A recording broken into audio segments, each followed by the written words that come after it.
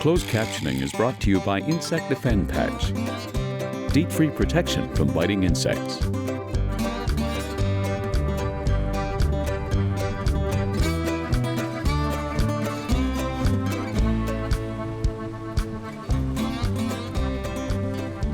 Oh, this guy's on the back hook. See if I can flip him in.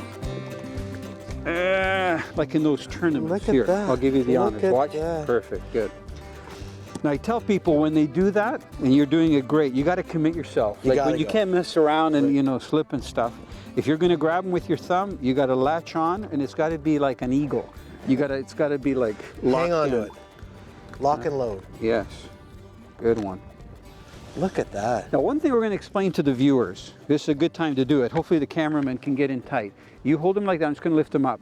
A lot of people say you identify bass by the size of their mouths. You know, largemouth with big mouth, smallmouth, Yep. smallmouth. Well, I've caught some smallmouth with pretty big mouths, and a lot of people have a problem telling the difference. I tell them the best way to tell the difference is if you look at the dorsal fin. Okay.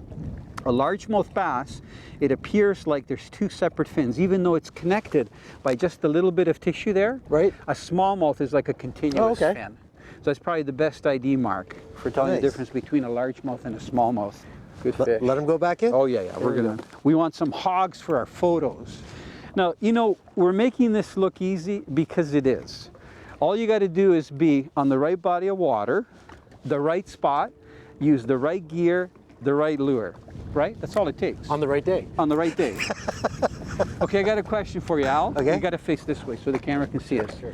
What's the most important thing in fishing? What do you think? Patience. Well, no, you can have all the patience in the world if you That's know. true.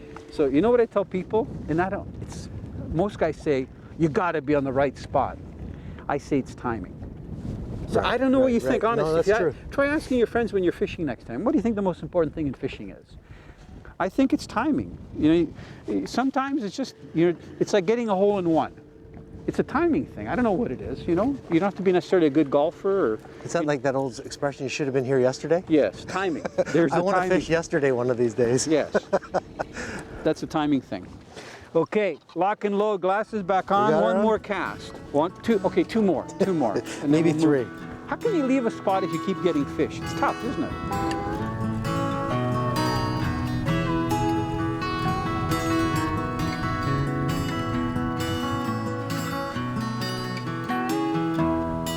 You know, when you're fishing crankbaits, especially around weed beds where you're likely to hook the weeds pretty regularly, it's really important to have a stiff enough rod and reel outfit and use the right line so that if you do hook a weed, by just giving the rod a strong jerk, you can rip the weeds off the lure or the line. And to do that, we've been using both spinning and bait casting outfits, primarily spinning because we've had a lot of wind today. Now the first outfit that I'm holding up, this is part of the new Shift series. And you can see that it's a pretty unique split grip rod.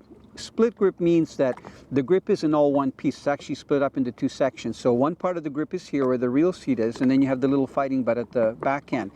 Now one thing that's very interesting about this design is that the grip is so small that it's just comfortable enough for you to put your hand in. So I've got a pretty big hand, and you can see that my hand fits comfortably on top of the reel seat. Now, the reason they've done that, the blank is exposed so much that the rod is very, very sensitive. And the reel that we've got matched that is a Volt reel. It's one of the newest spinning reels that has a front drag. It's got a very sensitive drag. And we've also got it loaded with a titanium braided line. And this particular one is 20-pound test in the titanium braid, but 6-pound monofilament diameter. So it's an ideal spinning outfit to use when you're casting crankbaits. You want to be able to rip the weeds if you do get any weeds on the crankbait and then get a good hook set into the bass. Now the counterpart to the spinning outfit is the R-type bait caster in the stiffer action with the new bait casting reel. And you can see that the reel is really nice. It's red in color. And we've also got this loaded with the braided line. This reel comes in the left-handed retrieve or right-handed retrieve. And in my case, I'm very comfortable using both. It's called being ambidextrous.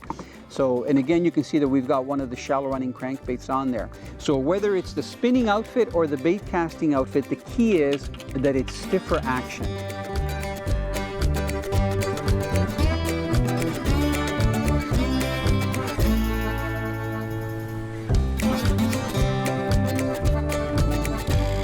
Isn't it a nice feeling, the way It's they a smack these crankbaits?